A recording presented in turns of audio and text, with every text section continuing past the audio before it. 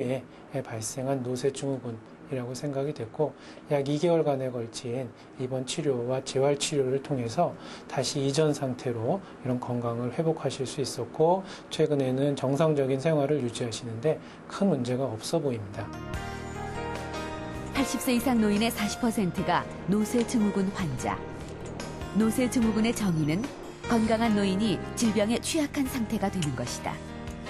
때문에 당연하게 여기지 말고 치료와 운동 등으로 개선하려는 노력을 해야 한다.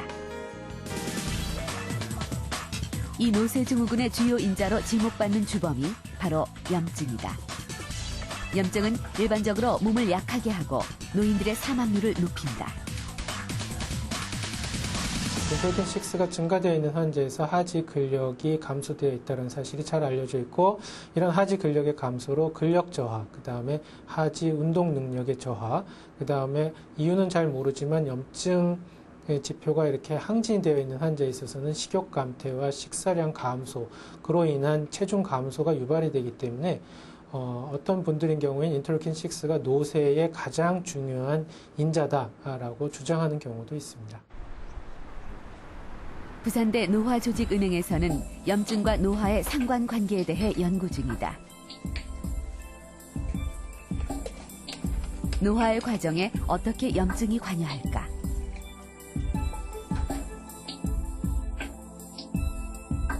먼저 어린 쥐와 늙은 쥐의 장기를 살펴보기로 했다.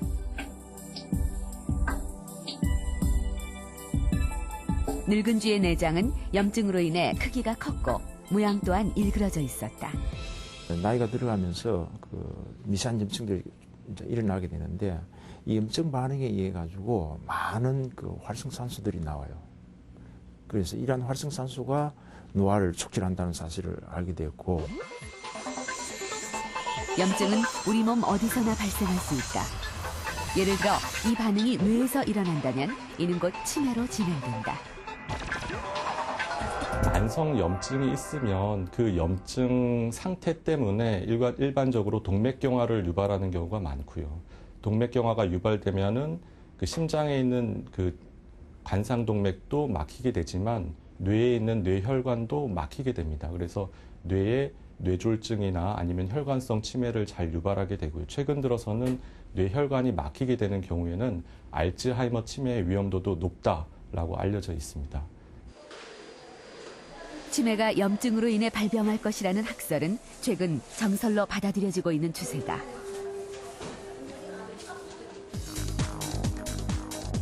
정상그룹과 경도인지장애그룹 그리고 알츠하이머 그룹 중 염증 지수는 치매 환자에게서 가장 높게 측정된다. 뿐만 아니라 경도인지장애 환자에게서도 염증 반응이 관찰됐다. 치매 환자분들뿐 아니라 그 치매의 전 단계라고 알려져 있는 경도인지 장애 환자분들에게서도 그 염증 인자 그 23가지를 검사를 해서 그 중에 뭐 몇 가지가 유의하게 조금 높게 나와 있는 그런 결과를 이제 확인할 수 있었습니다. 생로병사의 비밀에서 방송한 수많은 질환들은 결국 대부분 염증이 원인으로 지목되고 있다. 때문에 염증은 질병과 노화, 나아가 죽음을 연결하는 하나의 지도와 같은 개념으로 받아들여진다. 염증이 모든 질병의 공통 분모라고 불리는 이유가 여기에 있다. 지난 2004년에 방송된 성인병을 알리는 경고음 코골이 편입니다. 이 코골이의 메커니즘이 염증에 기인한다는 것이 최근에 드러났죠. 2004년 지방 잘 먹으면 약이다의 오메가3 역시 염증 지수를 낮추기 때문이라는 이유가 밝혀졌습니다. 2005년에 방송된 치매편도 마찬가지로 염증이 그 원인으로 제시가 되고 있고요. 2008년 뚱뚱한 당신, 암세포가 노린다 또한 염증이 원인으로 지목되고 있습니다. 지금 보시는 이 논문들은 지난 5년 사이에 발표된 염증 관련 논문들 중 일부입니다. 지금 의학계는 염증을 통해서 생로병사의 비밀을 풀고자 전력 질주하고 있습니다. 우리 몸속 곳곳에 잠복해 있는 염증을 어떻게 낮출 수 있을까? 한 요가 수련원에서 그 답을 짐작해야 할 사람을 만났다. 4개월 만에 17kg을 감량한 김부자 씨. 고도 비만에서 탈출해 지금은 과체중인 상태. 건강도 상당히 호전되었다. 혈압도 불규칙하고 그런 부분들이 이제 굉장히 힘들었었는데 지금 같은 경우에는 이제 뭐 혈압이나 이제 종합검진 같은 경우에 다 정상으로 나오고요. 이렇게 단기간에 좋은 성과를 보일 수 있었던 데엔 의학적 도움도 있었다. 위 밴드술이었다. 고도 비만은 단순히 미용적인 목적으로 수술하는 것이 아니고 이와 같이 만성 염증성 질환이기 때문에 심장병이나 당뇨병 그리고 뇌졸중까지 이렇게 합병할 수 있는 하나의 질병입니다. 따라서 고도 비만은 반드시 치료되어야 되고 위의 일부를 밴드로 묶는 위 밴드술을 받은 김부자 씨. 그런데 수술을 받은 후 생각지 못했던 결과가 나타났다. 염증 지수가 6분의 1로 떨어진 것이다. 최근 들어와서 깨닫는 게 뭐냐면은 그 지방 조직 자체가 일종의 내분비 기관이라는 것을 깨닫고 있습니다. 즉 지방 기관에서 여러 가지 활성화 단백들이 나타납니다. 그것들이 다니면서 염증을 일으킵니다. 그러니까 전반적으로 염증의 수준이 조금씩 올라간다라고 볼 수 있겠습니다. 내장 지방은 염증 물질을 분비하는 하나의 내분기 기관. 때문에 체중 함량은 CRP 수치를 낮추는 효과적인 방법이다.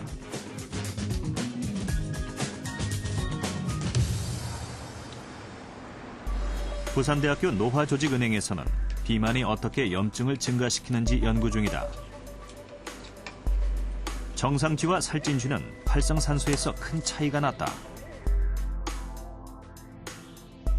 살찐쥐는 나이 들수록 염증을 일으키는 활성산소의 양이 급격하게 증가하는 데 비해 소식을 한 쥐는 그 증가폭이 현저하게 낮음을 알 수 있다.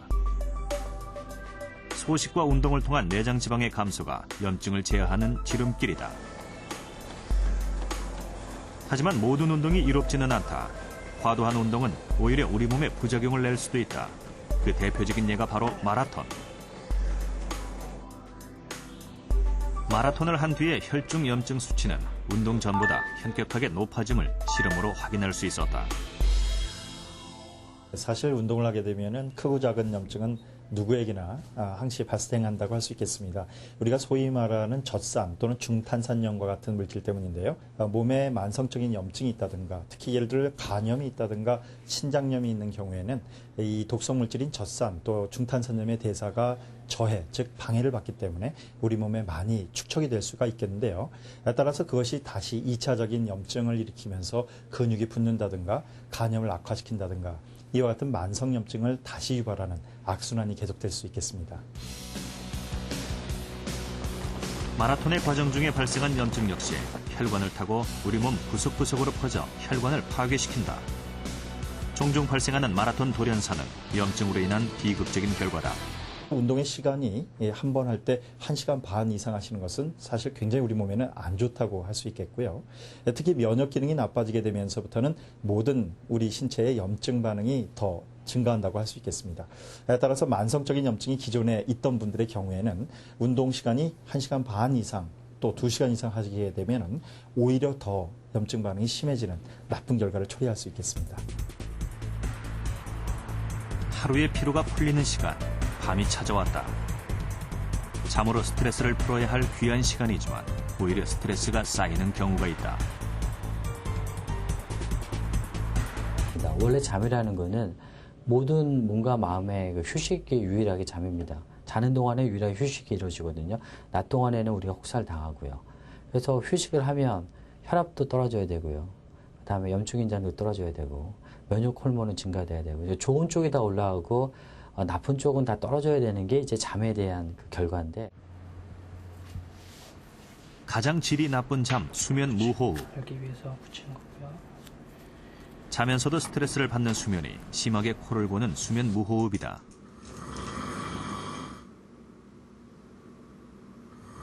숙면을 취할 경우와 그렇지 못할 경우 우리 몸의 염증 수치는 얼마나 차이가 날까? 숙면을 취하지 못했을 때의 염증 수치와 푹 자고 났을 때의 염증 수치는 무려 2배나 차이가 났다.